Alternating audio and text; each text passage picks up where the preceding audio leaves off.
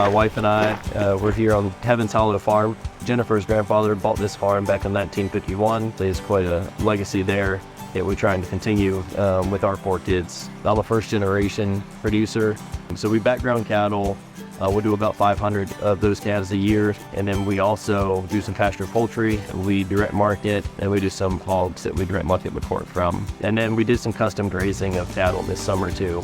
We took on 30 other cows from another producer and raised those up. And then we have a bull leasing enterprise as well. I've always kind of had an interest in agriculture, and I always found myself in the libraries at the school, trying to find farming books. And so at that point I couldn't sleep at night because I was dreaming about it, and now I fall asleep right away because I do it every day. I'm tired. Well, everybody's got to eat, and we get fuel from agriculture and clothing, so yeah, it supplies the essential things that we need as humans. To be able to work from the house and have the kids at home, homeschooling, it provides a lot of opportunity for them to learn on the farm. They can read something in a textbook in school, but until they actually see it in application, I don't feel like they fully grasp it. So we have cattle primarily. So pretty much we're taking cattle like what's here. We're buying those at the sale barn. A lot of times those cattle haven't been vaccinated. Maybe they haven't had a good nutritional program from where they're coming from. Maybe the pastures aren't as good where these cattle are coming from. And so I tell people it's like flipping houses. You buy an old rundown house that's mismanaged. You have the skill set and the resources to fix them up, and then you sell them with higher value. And so that's what we're doing with these cattle. We're giving them a good home. Our goal is to never have a bad day with these cattle. So it's raining today. These are under roof. These were just brought in this week from the sale. And we get them acclimated by hand feeding them hay for the first week, get them lower stress, healthy, and then we'll put them out on our pastures. And this time of year we have stockpile fescue, so it's really high quality forage, and we'll rotate those around to polywire and get some good gains there. So right now our hogs, I would love to go towards more of a pasture, woodlot type hog situation that we haven't gotten there yet. Right now we're using our old dairy barn with a lot that's built out from there. They can go outside and exercise and get some sunlight. But right now they're not currently rotated across pastures, mostly due to fencing constraints and concerns over rooting up and disturbing the soil. On the pasture poultry, we've got them on a chicken tractor, kind of a structure that we can rotate 2 to 3 times a day across our pasture. And once they leave an area, you can see a whole lot more depth of green in the color of the forages, and the cattle follow behind that. And so that rotation is working very well for us. We believe you can really taste the difference in the chicken. We haven't bought chicken wing store in so long, but it just seems to maintain the juiciness and the flavor. You can reheat it in the oven over and over, and it still has juice in it. The mindset around regenerative is making the soils better, making the communities better, and reinvigorating it versus maintaining what you already have. Everybody has a different definition of regenerative, and to me it's just a continual process and a journey. I think if anybody says they accomplished the regenerative, then they're probably wrong in my opinion. I think the challenge is when folks work at regenerative primarily just from a soil health standpoint. There's a lot of focus on carbon, carbon sequestration, climate change, all those things. But in my mind, if we put too much emphasis on the soil health and we don't focus as much on water or on producer profitability or producer lifestyle and work-life balance, like all those have to come into play as well. And so it's a lot more complex than I think what a lot of folks give it credit to. I've seen folks that supposedly do a really good job at grazing that are just terrible business people, or they're moving cattle 6 times a day and they don't have time to do anything else. So it's all in balance and kind of taking a holistic approach. So in this region, we have hot fescue, infected fescue, and it makes it a bit challenging to put weight on cattle during the summer. And so our model is changing to where I'm looking at getting some more custom grazing of mature cows during the summer, and they can handle the fescue a little bit better. and then switching to grazing our younger growing type cattle in the winter. I'll stockpile with fescue. We have a mixture of cool season grasses and forages like the clovers and fescue and orchard grass, but we also have planted with the help of USDA, NRCS, and switchgrass native warm seasons, and so they're really deep rooted, good for resiliency during the summer or dry time, and produce a really big forage for grazing cattle.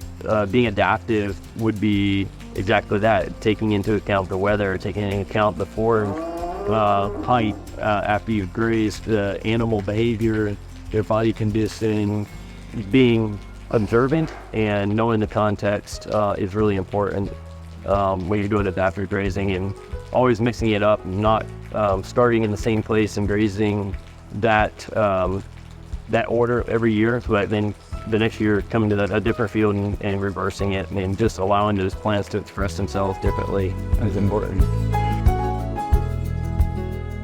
So it has been dry, but we were pretty fortunate. I mean, we try to keep our stocking rates in line with our forage in our pastures. We also have adopted flexibility in our herd. So when I was talking earlier about brood cows and producers have so many cows and a bull and the calves, producers are reluctant to let some of those cattle go if it starts getting dry. Versus with stocker cattle, we can fluctuate our numbers depending upon the forage that we have available and the weather.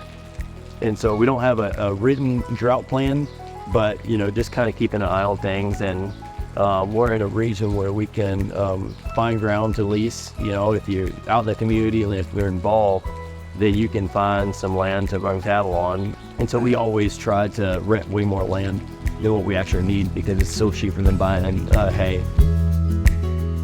Before this, I worked 6 years for a local co-op, and in that role I was a field sales rep. So do a lot of soil sampling, a lot of fertilization, a lot of herbicide applications to control weed. And now I don't even know what a weed is. If the animal eats it and if it can help build soil, then I come to the conclusion that there's no such thing. And so you just change the lens and what you see things. And we haven't used herbicides for many years. Same thing with fertilizer, and we just let the cattle do the work. We got started direct marketing. Well, we don't have brood cows now, which is different from a lot of producers. A lot of producers will have a mama cow, a bull, they produce a calf, they raise the calf, and they sell it. We got rid of our brood cows last year because we ran the numbers on them, and it just wasn't a high profitable enterprise for us.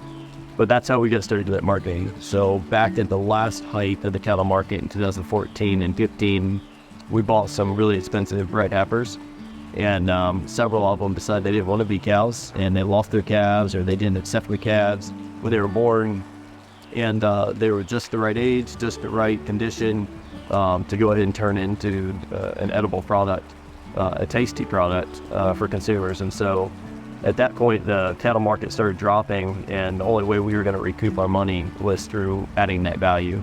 So that's how we got started direct marketing.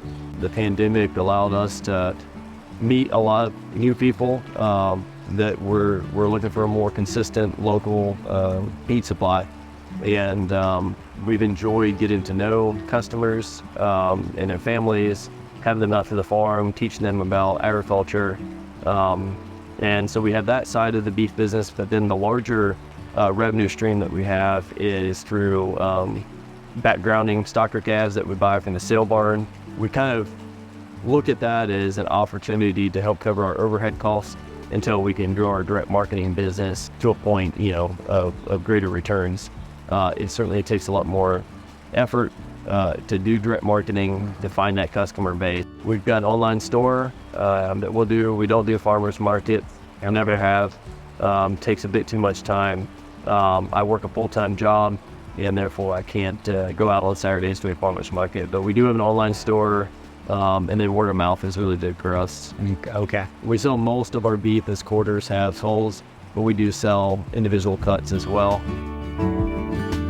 Aha moments, I would say our first conservation practice where we excluded cattle from the stream to retain cattle in a field, it doesn't take a whole lot. we overbuilt our fence. You know, we put in heavy duty wooden fence posts. We put in woven wire. It was pretty costly, and we're still paying down that loan that we took to put in those conservation prices. Even with the call show, we still had money that we owed. Versus my last project that was just finalized this past week, we went with sucker rod fiberglass poles that we could drive by hand with a T-post driver, 2 strands of high potential electric. The cattle can eat up underneath there to keep the grass off the fence, keep the vines off, and it was super duper cheap. And so that was kind of one of my aha moments. I'd say at this point, you know, most of what we've done has been in our buffer areas, our streams. And it's interesting, we've done a couple of pasture walks out here, and biologists will come and they look and they're like, oh my goodness, look at all these natives. Like, we didn't plant any of it. It was here in the seed bank, and just gave it rest, allowed it to express itself. And so that's been really fun to see all the colors and the butterflies and the bees in the summer. And then, you know, with the native warm seeding grasses that you've planted, we can graze them, but they also, this time of year, act as really good habitats for quail, turkey, deer, those types of things. It's exhausting. It's exhausting, but it's rewarding. In the U.S., we painted the farmer as like servant or somebody that people should feel sorry for, and I don't know if I necessarily buy into that. I mean, it's our choice to farm. It's our choice to get agriculture. You'd be rude if you didn't love it. Or it's a roller coaster ride. There's lots of ups. There's lots of downs. My theory is, as long as you have more ups and downs, then you keep doing it. Because there's, like I said, a lot of value there. Knowing that you're producing a product that people enjoy and that you're raising the family, you know, on the farm. I also want people to know that it's a journey. I think the challenge with me is a lot of people despise what they do full-time, and so they're striving to be a full-time producer. And I love what I do as American Farmland Trust and helping other farmers, and so I don't foresee really giving that up. So right now I've got a part-time guy. He's 18. He comes 2 to 3 days a week, and so we're looking at how can we create more processes and standardize what we do, trying to maybe invest in some land, maybe go with agritourism, some glamping. Since we don't go to farmers markets, maybe do some more events. We have to make sure that it creates a profit. Otherwise, it's just community service. And I'm all for community service, but I also have very limited time, and so I want to spend that with my family too.